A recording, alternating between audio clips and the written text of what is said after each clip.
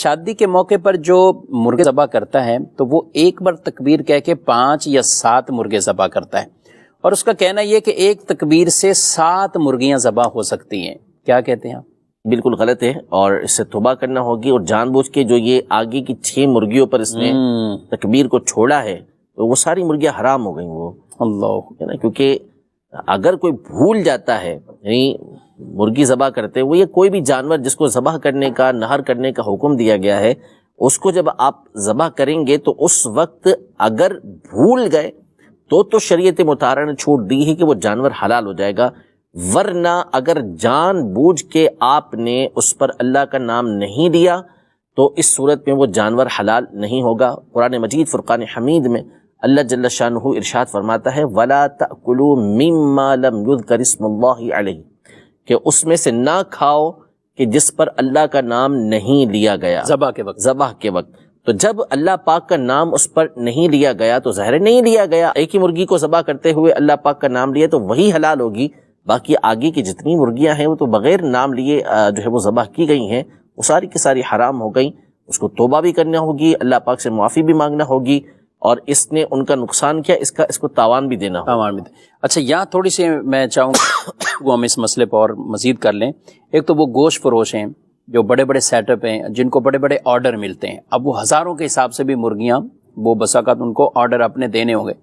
تو کیا یہ مسلمانوں کو اس مسئلے کی حساسیت کے لیے اس کا باقاعدہ پراپر اہتمام ہونا چاہیے بھی؟ زیادہ افراد لگائیں ذبح کرنے کے حوالے سے، یا ایک کے ذمہ اتنے لگائیں کہ بھی وہ غفلت برتا ہو؟ کیا کہیں گے؟ مسئلہ یہ نہیں ہے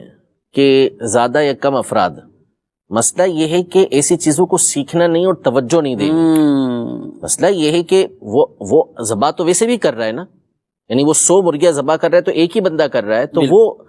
کیا جاتا ہے اس کو بسم اللہ اللہ اکبر پڑھتے ہوئے، بسم اللہ اللہ اکبر، بسم اللہ اللہ اکبر؟ بھائی ذبح کر رہے ہو تو تمہاری زبان چلتی رہے، بلکہ ذکر ہو رہا ہے، ذکر ہو رہا ہے آپ کو، آپ کا جانور حلال ہو رہا ہے۔ تو یہ سستی اور کاہلی ہے اور علم دین سے دوری کی وجہ سے ہے، لہذا سب سے پہلے تو ان حضرات کو یہ پتہ بھی ہوتا ہے، مسئلہ بھی پتہ ہوتا ہے کہ اللہ کا نام لینا ہے، اور جیسے مثال کے طور پر کوئی دینی آدمی گیا ہے تو جان بوجھ کے پھر زور سے بسم اللہ اللہ اکبر پڑھ کے سنائیں گے، یا ہم کہتے ہیں ان کو باقاعدہ کہ زور سے بسم اللہ پڑھنا تو پڑھ کے سنائیں گے، ورنہ ایک بالخصوص جو ہمارے کراچی وغیرہ کی جو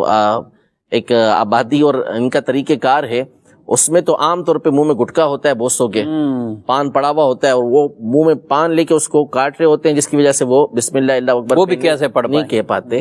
تو بندہ خدا، آپ ایک تو لوگوں کے لیے حرام کا سامان کر رہے ہیں، اور پھر اوپر سے اپنی روزی بھی آپ حرام کر رہے ہیں، تو ایسا نہ کریں، ان چیزوں کو سیکھیں، اور جب جانور کو ذبح کریں تو اس پر اللہ پاک کا نام اہتمام کے ساتھ آپ لیا کریں۔ یہاں پر مزید اس حوالے سے میں یہ عرض کرتا چلوں کہ ہمارے سامنے اگر اس نے ذبح نہیں کیا،